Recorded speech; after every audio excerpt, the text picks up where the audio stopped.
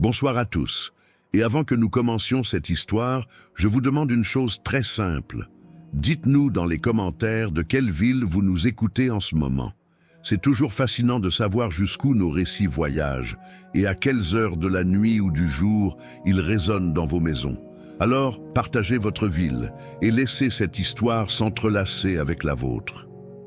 L'hiver de 1891 s'abattait sur New York avec une rigueur inhabituelle.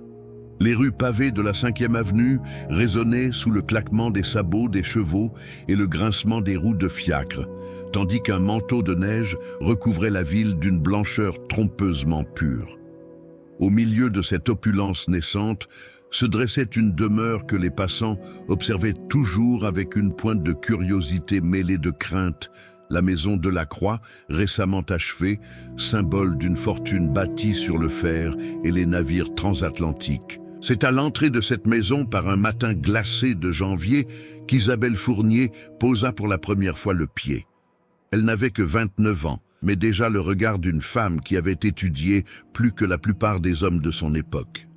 Fille d'un pasteur de campagne disparu trop tôt, elle avait consacré ses années à la philologie et aux manuscrits médiévaux. Son nom circulait dans de petits cercles académiques de Boston et de Philadelphie, non pas parce qu'elle enseignait ce qu'on lui avait refusé, mais parce qu'elle traduisait avec passion des textes oubliés. Quand elle lut l'annonce discrète publiée dans le Herald, cherchant une gardienne des archives particulières, elle comprit que c'était une opportunité unique, presque irréelle. La maison de la Croix, bâtie dans un style inspiré des châteaux de la Loire, occupait tout un pâté de maisons. Sa façade de pierre grise, importée de Bretagne, se dressait comme une forteresse au cœur d'une métropole en pleine expansion. À l'intérieur, on disait que chaque salle rivalisait avec les salons les plus somptueux d'Europe. Pourtant, derrière cette façade fastueuse, couraient des rumeurs. On murmurait que la famille de la Croix, malgré son vernis impeccable, cachait des pratiques étranges, héritées de lignées anciennes, venues de France. Isabelle fut accueillie par Madame Éléonore de la Croix, une femme d'une quarantaine d'années, au port altier et au sourire calculé. Ses yeux, d'un bleu glacial, semblaient examiner chaque détail de la nouvelle venue. Dans le grand salon recouvert de tapisseries flamandes, elle expliqua que le poste était vacant depuis la disparition inexpliquée d'un certain Henri Lambert, l'ancien archiviste. Officiellement, il aurait quitté la maison sans prévenir, mais les domestiques racontaient une autre version. On l'aurait vu descendre une nuit dans les caves interdites de la demeure, et jamais il n'en serait ressorti. La jeune femme sentit un frisson lui parcourir l'échine, mais garda son calme. Le salaire proposé dépassait de loin ce qu'elle aurait pu espérer, et surtout, l'accès promis à une collection de manuscrits anciens suffisait à balayer ses appréhensions.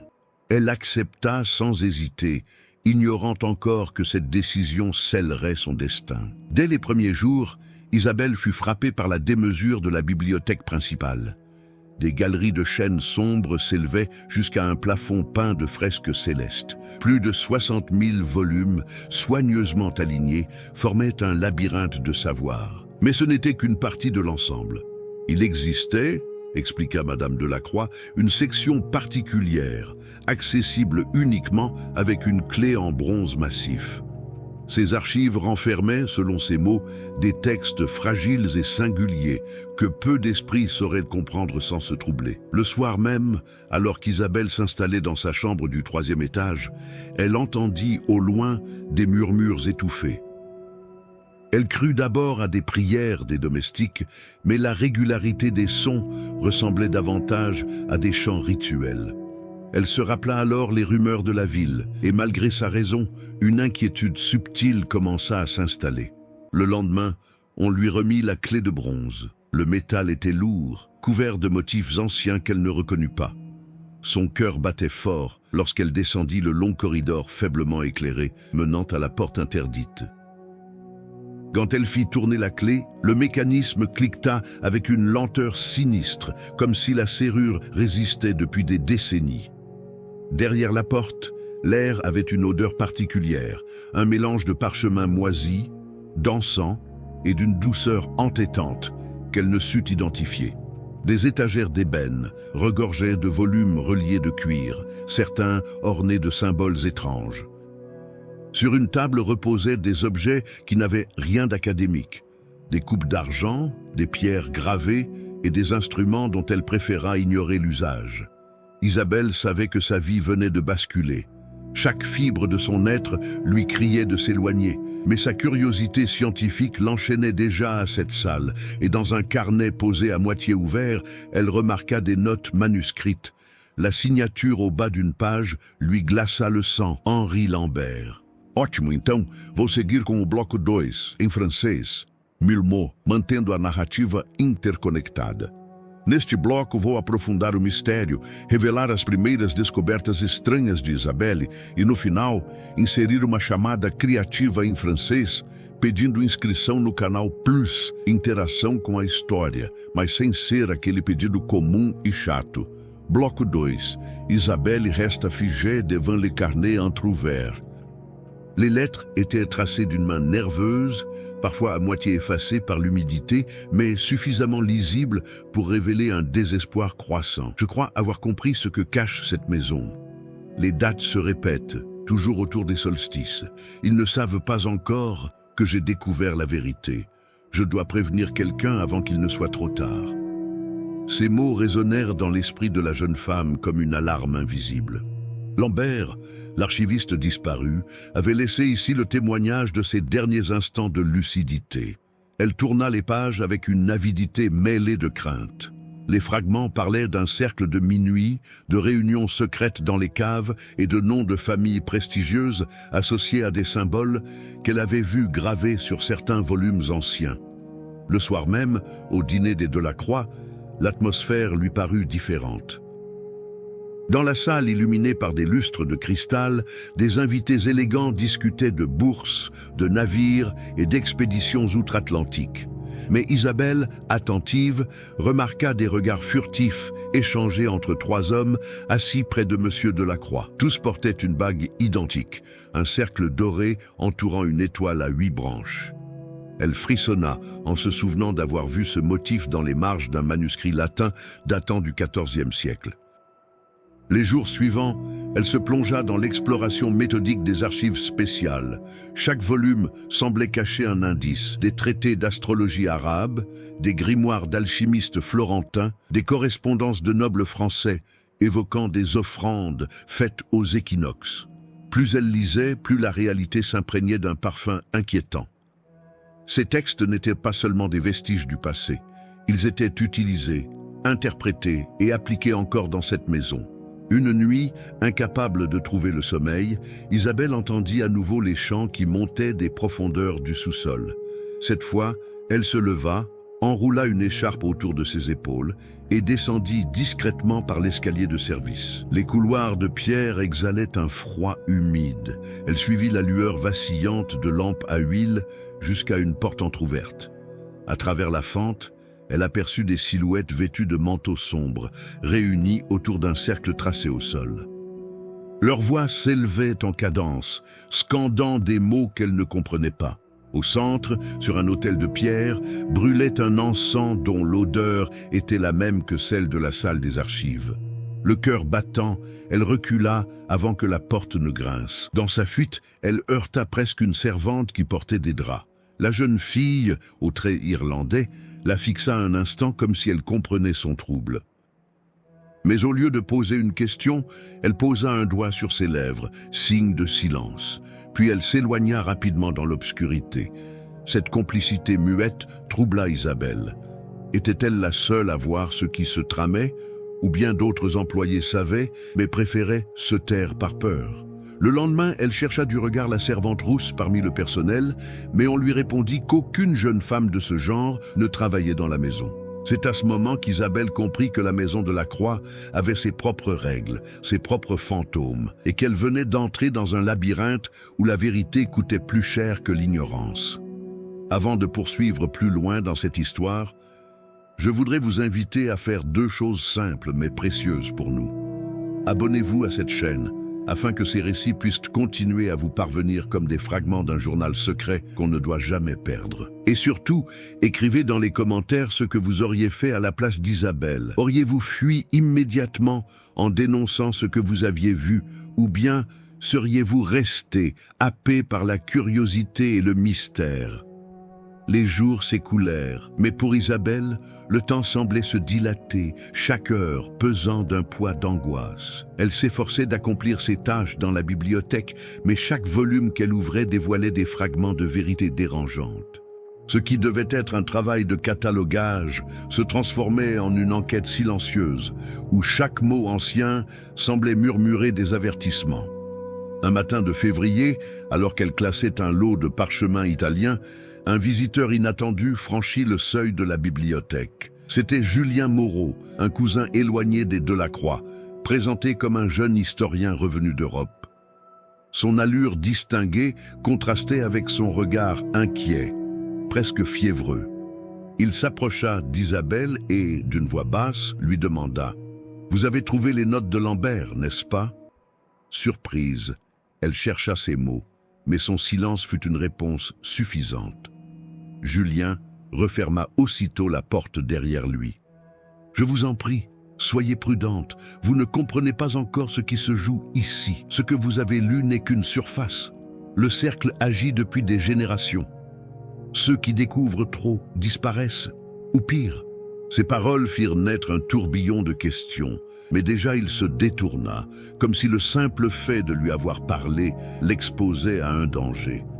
Il sortit aussi vite qu'il était entré, laissant derrière lui une odeur de tabac froid et une promesse implicite. Il reviendrait.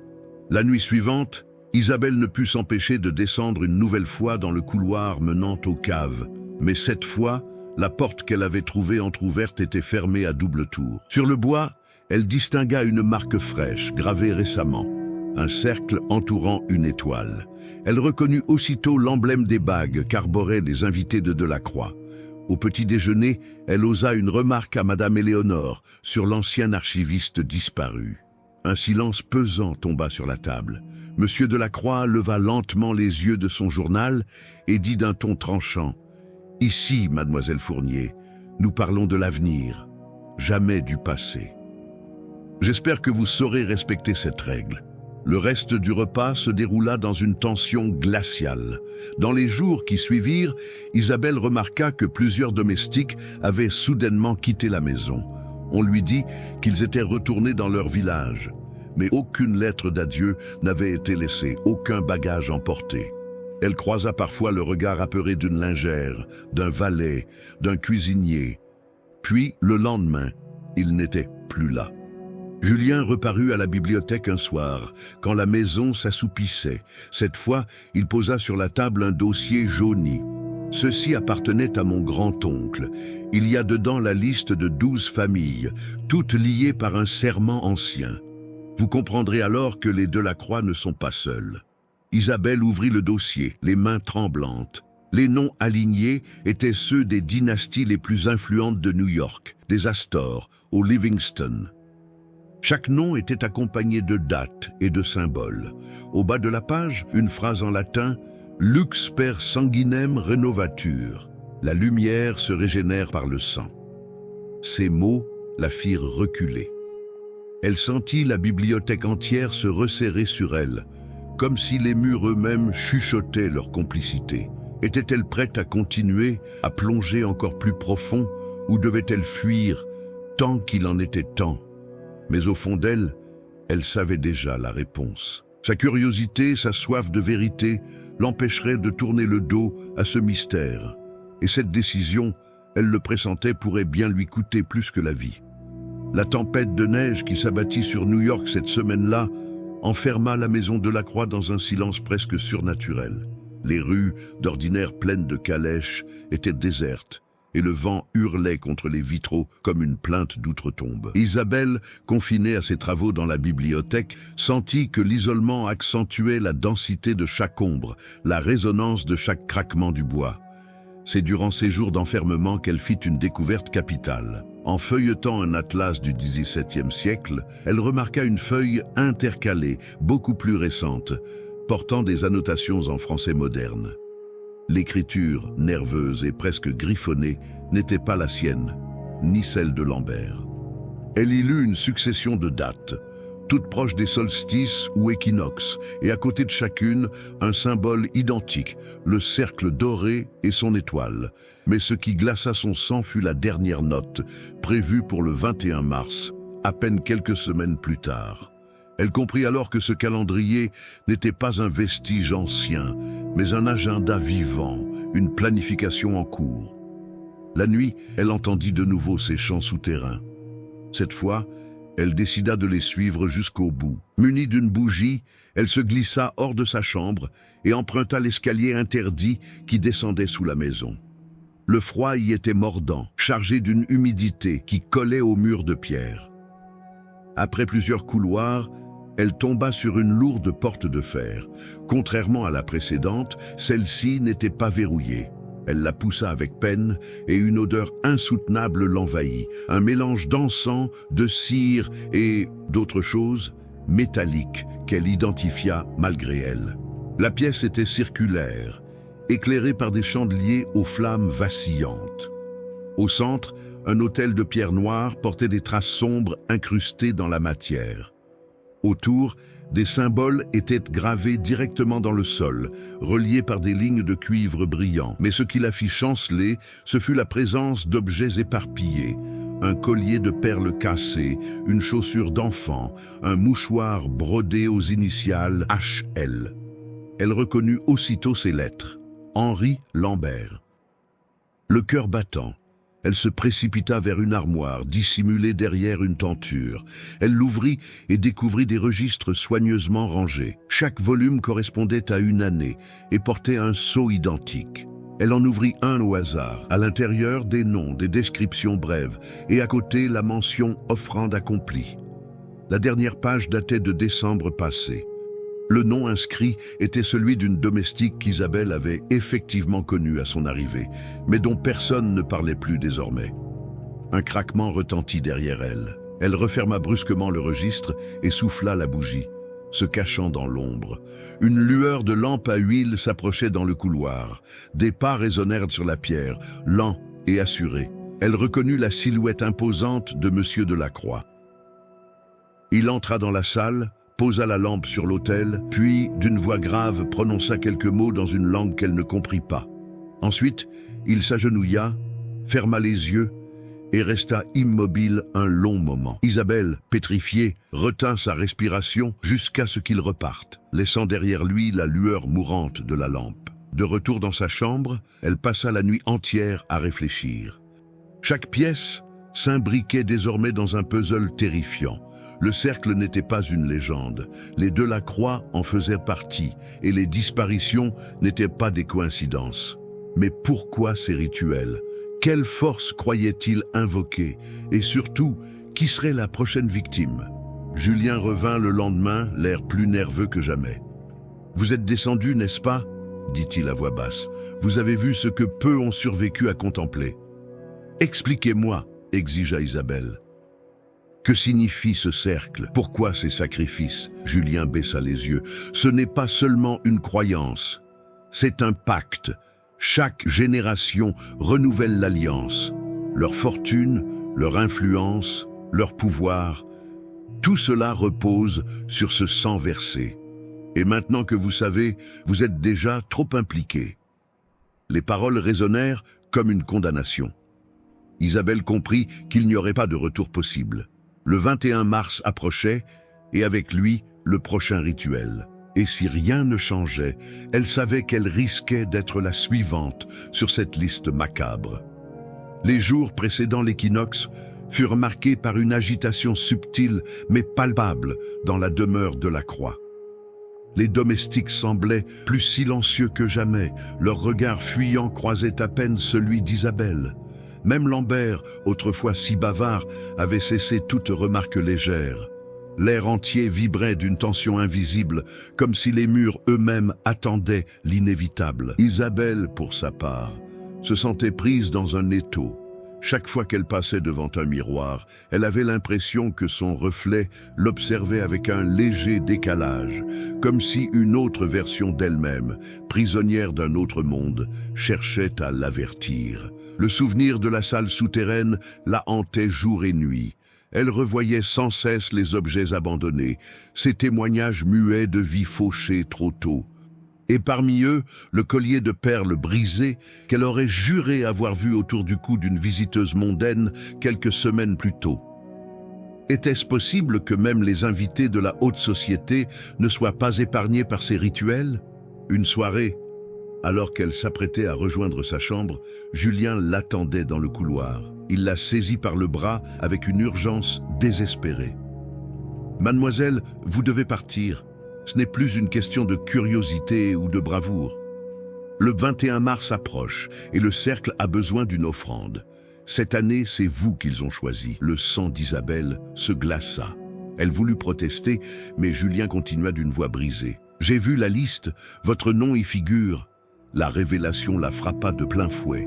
Une terreur viscérale l'envahit, mais rapidement, une autre force se réveilla en elle, une volonté de survie, de résistance. Elle n'avait pas traversé des océans et supporté l'humiliation des regards condescendants pour finir sacrifiée dans une cave. Elle passa la nuit entière à échafauder un plan. Fuir, oui, mais pas seulement. Elle voulait aussi révéler la vérité, mettre fin à ce cycle morbide. Pour cela, il lui fallait des preuves tangibles, les registres, les objets, tout ce qu'elle avait vu. Mais comment franchir de nouveau ces couloirs, gardés par le silence des pierres et la vigilance des initiés? Le 19 mars, une réception somptueuse fut organisée. La maison se remplit de musiciens, de dames en soie, de gentlemen en redingote. Les rires et les verres de cristal résonnaient dans le grand hall, masquant pour quelques heures les ombres rampantes. Isabelle, vêtue d'une robe ivoire qu'on lui avait imposée, se mêla aux invités. Mais son regard restait fixé sur l'horloge monumentale, dont les aiguilles semblaient compter non pas les minutes, mais les battements de son propre cœur. À minuit, elle s'éclipsa discrètement. Son absence passerait inaperçue, croyait-elle. Elle reprit le chemin du sous-sol, une bougie tremblante à la main. Mais cette fois, elle n'était pas seule. Une silhouette l'attendait déjà au bas de l'escalier. Monsieur Delacroix, lui-même. « Vous êtes bien trop curieuse, mademoiselle, » dit-il d'une voix calme mais tranchante. « Ce que vous cherchez à comprendre dépasse votre imagination. Vous auriez dû rester à votre place. » Il s'approcha, et dans la lueur vacillante, elle distingua une clé suspendue à son cou, brillante, ouvragée, marquée du cercle et de l'étoile. Instinctivement, elle comprit qu'il s'agissait de la clé des registres. Elle se força à ne pas trembler. « Et si je refuse d'obéir à votre cercle ?» lança-t-elle. « Que se passe-t-il si quelqu'un ose défier cette mascarade ?» Delacroix la fixa longuement, ses yeux gris comme l'acier. « Alors cette personne cesse simplement d'exister. » Il tourna les talons, la laissant seule dans les ténèbres. Mais Isabelle remarqua que dans son geste, la clé avait glissé légèrement hors de son gilet. L'idée d'un vol lui traversa l'esprit avec une intensité brûlante. Le lendemain, elle retrouva Julien et lui exposa son projet. Récupérer la clé, descendre une dernière fois dans la salle et emporter tout ce qui pourrait servir de preuve. Julien blêmit. « C'est une folie », murmura-t-il. « Mais si quelqu'un peut réussir, c'est vous. » Les heures s'égrenaient, inéluctables. La neige avait fondu, laissant place à un printemps hésitant. Le 21 mars se levait, et avec lui, le poids d'une destinée qu'Isabelle refusait désormais d'accepter. La nuit du 21 mars enveloppa la demeure Delacroix d'un voile d'étrangeté. L'air était lourd, saturé d'une tension qu'aucune musique, aucun rire ne pouvait masquer. Les invités avaient été congédiés plus tôt que d'ordinaire, et un silence pesant s'était abattu sur les couloirs. Isabelle, vêtue d'une robe sombre qu'elle avait volontairement choisie pour se fondre dans l'ombre, savait que c'était maintenant ou jamais. Dans sa poche, elle avait glissé une épingle de métal, dernier recours pour forcer une serrure. Mais ce qu'elle convoitait réellement, c'était la clé suspendue au cou de Monsieur Delacroix. Julien lui avait promis de créer une diversion, un incendie maîtrisé dans les cuisines, qui attirerait l'attention et lui donnerait une ouverture. Chaque détail avait été répété en secret, mais l'inconnu demeurait. Face à un cercle de fanatiques prêts à tout, un simple plan pouvait-il suffire? À l'heure exacte de minuit, un tintement résonna dans toute la maison. La grande cloche de l'entrée sonna 12 coups. Isabelle sentit ses mains se glacer. Elle savait que dans les sous-sols, la cérémonie commencerait. Des pas précipités confirmèrent ses craintes. Elle se cacha derrière une tapisserie et observa. Plusieurs figures encapuchonnées traversèrent le couloir, tenant des chandeliers et murmurant des phrases gutturales. Leur destination était claire. La salle circulaire. C'est alors que l'odeur de fumée se fit sentir. Julien avait tenu parole. Une agitation s'empara des domestiques qui couraient d'un côté à l'autre. Delacroix, accompagné de 2 hommes, passa rapidement devant elle pour vérifier la situation. Dans le tumulte, Isabelle s'élança, légère comme une ombre, et frôla son gilet. Ses doigts saisirent la chaîne, tirèrent d'un coup sec. La clé se détacha, et avant même qu'il ne réagisse, elle avait déjà disparu dans l'obscurité. Le cœur battant à rompre, elle descendit vers les souterrains. La clé ouvrit l'armoire sans résistance. À l'intérieur, les registres s'alignaient comme des témoins muets de décennies de crimes. Elle en prit 2, assez légers pour être transportés, et y ajouta un mouchoir taché de sang qu'elle avait trouvé la fois précédente. Puis elle se retourna vers l'autel. La pièce vibrait d'une énergie étrange, comme si les murs respiraient. Le cercle gravé au sol brillait faiblement, alimenté par les fils de cuivre. Elle n'eut pas le temps d'analyser davantage. Des pas approchaient. Elle souffla la bougie et se réfugia derrière une colonne. Les membres du cercle entrèrent, leurs capes noires effleurant la pierre. Delacroix, furieux, les rejoignit quelques instants plus tard. « L'intruse est ici », gronda-t-il. « Ce soir, le cercle sera nourri comme prévu. » Isabelle comprit alors qu'il savait. Le piège se refermait. Les registres pesaient lourds dans ses bras, mais elle ne pouvait se résoudre à les abandonner. Elle devait fuir.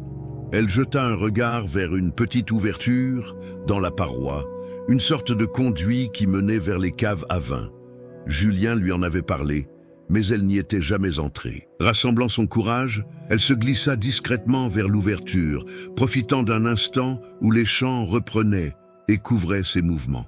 Le passage était étroit, étouffant, mais elle avança, griffant ses bras contre la pierre. Derrière elle, les voix s'élevaient, plus fortes, plus menaçantes. Une lueur rouge commença à emplir la salle, comme si le cercle lui-même s'animait. Elle comprit que le rituel avait commencé malgré tout et que sa vie ne tenait plus qu'à quelques secondes. Elle émergea enfin dans une cave poussiéreuse. Mais avant qu'elle n'ait pu reprendre son souffle, une main l'attrapa violemment. C'était Delacroix, son visage déformé par la rage. « Vous ne comprenez pas !» cria-t-il. « Ce sacrifice n'est pas une cruauté, c'est un devoir. Grâce à lui, nous protégeons des générations entières. » Isabelle le fixa droit dans les yeux, son courage brûlant plus fort que la peur. « Alors, que vos dieux vous jugent sans moi, » répondit-elle d'une voix ferme. Dans un geste désespéré, elle enfonça l'épingle de métal qu'elle tenait encore dans sa main contre son bras, le forçant à la lâcher. Elle s'élança dans le couloir, ses registres serrés contre elle, ses jambes courant comme si chaque battement de son cœur la poussait vers la liberté. Derrière, elle entendait les cris du cercle, le fracas des pas et le grondement sourd qui semblait venir du sol lui-même. Était-ce l'écho de leur voix, ou bien quelque chose d'autre, réveillé par le rituel interrompu? Isabelle courait dans les entrailles de la demeure, son souffle haletant résonnant dans les couloirs obscurs. Chaque pas la rapprochait de la liberté, mais aussi de l'inévitable confrontation. Elle savait que les registres dans ses bras n'étaient pas de simples archives. C'étaient des preuves capables d'ébranler tout l'édifice social des Delacroix et de révéler au monde les crimes tapis derrière les dorures. En atteignant l'escalier qui menait vers les jardins, elle crut apercevoir l'aube pointer au loin. Mais avant qu'elle ne puisse franchir la dernière porte, 3 silhouettes encapuchonnées bloquèrent son passage. Dans leurs mains, des poignards aux lames étroites luisaient dans la pénombre. Isabelle sentit la panique la frôler, mais la détermination l'emporta. Elle serra les registres contre sa poitrine comme un bouclier et recula lentement. Ses yeux cherchaient une issue, un miracle. Le miracle vint d'un bruit fracassant. Julien surgit des cuisines, couvert de suie et tenant un lourd tisonnier de fer. « Cours !» cria-t-il d'une voix éraillée. « Je les retiens !» Elle n'hésita pas. Ses jambes la portèrent à travers la serre, les vitres éclatant sous la pression du chaos qui régnait dans la maison. Elle sentit l'air glacé du dehors frapper son visage. Derrière elle, des cris résonnaient, des menaces, des invocations, mais aussi un grondement plus profond, presque tellurique, comme si la terre elle-même protestait contre le rituel brisé. Dans les jardins enneigés, elle trébucha, ses genoux s'écorchant sur la pierre gelée. Mais elle se releva aussitôt, serrant encore plus fort ses précieux registres. À travers la grille, elle aperçut enfin la rue vide. Chaque pas semblait durer une éternité, chaque respiration brûlait ses poumons. Quand elle franchit enfin la barrière, elle sut qu'elle avait échappé à la demeure maudite, mais non au souvenir qui la hantrait pour toujours. Quelques jours plus tard, installée dans une modeste pension près de la rivière, Isabelle ouvrit pour la première fois l'un des registres. Ce qu'elle y lut dépassait tout ce qu'elle avait imaginé. Liste de noms, sommes d'argent, descriptions de rituels, correspondances codées avec d'autres familles de la haute société. Le cercle de la Croix n'était pas un cas isolé. C'était une toile qui s'étendait à travers tout le pays, reliant banques, industries et cercles politiques. Le pouvoir n'était pas seulement économique, il était mystique, construit sur un pacte ancien qui exigeait régulièrement le prix du sang. Une larme roula sur sa joue, mélange d'horreur et de soulagement. Elle n'avait pas seulement sauvé sa propre vie, elle tenait entre ses mains la possibilité de mettre fin à des générations de silence. Mais à quel prix? Julien n'était jamais revenu cette nuit-là. Elle craignait qu'il ait payé le prix ultime pour lui offrir une chance de s'échapper. Assise près de la fenêtre, elle regarda les flocons tomber lentement, recouvrant la ville d'un manteau immaculé, comme si la neige voulait effacer les cicatrices du passé. Mais Isabelle savait que rien ne s'efface jamais vraiment. La vérité devait être dite, et elle le ferait, coûte que coûte. Et maintenant, chers auditeurs, si vous avez suivi Isabelle dans cette traversée d'ombres et de secrets, dites-nous dans les commentaires ce que vous auriez fait à sa place. Auriez-vous eu le courage d'ouvrir les registres ou les auriez-vous brûlés pour ne jamais en connaître l'horreur? Votre avis enrichit cette communauté de passionnés d'histoires sombres et mystérieuses. N'oubliez pas de vous abonner à la chaîne, mais surtout, sentez-vous ici comme dans un cercle de confiance, où chaque voix compte. Partagez vos propres récits, vos expériences, vos frayeurs peut-être, ou simplement vos réflexions sur ce que le pouvoir et le secret peuvent engendrer chez les hommes. Ce lieu est le vôtre autant que le nôtre. Si cette histoire vous a transporté, laissez un mot chaleureux, une émotion, une pensée. Car au fond, ce qui nous lie ici n'est pas seulement l'amour du mystère, mais cette envie profonde de comprendre l'humanité dans ses lumières, comme dans ses ténèbres. Merci d'avoir marché avec Isabelle dans les couloirs de la demeure de la Croix. Et souvenez-vous, parfois, ce qui se cache derrière les portes closes des palais les plus brillants est bien plus effrayant que les ombres des ruelles les plus obscures. Le vent s'était enfin calmé autour du vieux manoir, et avec lui, le tumulte des secrets qui avaient tourmenté cette histoire. Clara, désormais transformée par ce qu'elle avait découvert, n'était plus la même jeune femme qu'au moment où elle avait franchi le seuil de cette demeure. Elle portait sur ses épaules le poids de vérités anciennes, mais aussi la lumière d'une compréhension nouvelle. Certaines histoires ne nous appartiennent pas seulement. Elles appartiennent à tous ceux qui acceptent de les entendre et de les transmettre. Ce que vous venez d'écouter n'est pas seulement un récit figé dans le passé. C'est une invitation à réfléchir sur les choix, les silences et les énigmes qui entourent nos propres vies. Peut-être qu'en écoutant, vous vous êtes souvenu d'un lieu mystérieux de votre enfance, d'un secret de famille jamais vraiment expliqué, ou encore d'une rencontre qui a changé votre trajectoire. Ces récits aussi simples ou complexes soient-ils, méritent d'être partagés. Alors, si cette histoire vous a touché, je vous invite de tout cœur à vous abonner à cette chaîne. Pas comme une formalité, mais comme une manière de rester ensemble, de continuer à voyager dans ces récits qui nous relient à travers le temps et l'espace. Rejoignez cette communauté où chaque commentaire compte, où chaque histoire racontée devient une étincelle qui éclaire les autres. Et surtout, je veux vous poser une question. Quelle est l'histoire la plus mystérieuse ou marquante que vous avez vécue ou entendue dans votre vie? Partagez-la dans les commentaires. Ce n'est pas seulement une façon de prolonger ce récit, mais une chance de construire un cercle où chacun apporte une pièce de son propre puzzle. Merci d'avoir écouté jusqu'ici. Votre présence, vos mots et vos expériences font toute la différence. Ensemble, nous créons plus qu'une simple chaîne. Nous bâtissons un lieu d'écoute, d'échange et de mémoire. À très bientôt pour une nouvelle histoire. Et souvenez-vous, parfois le mystère ne se trouve pas seulement dans les vieilles pierres, mais aussi dans le regard de ceux qui nous entourent.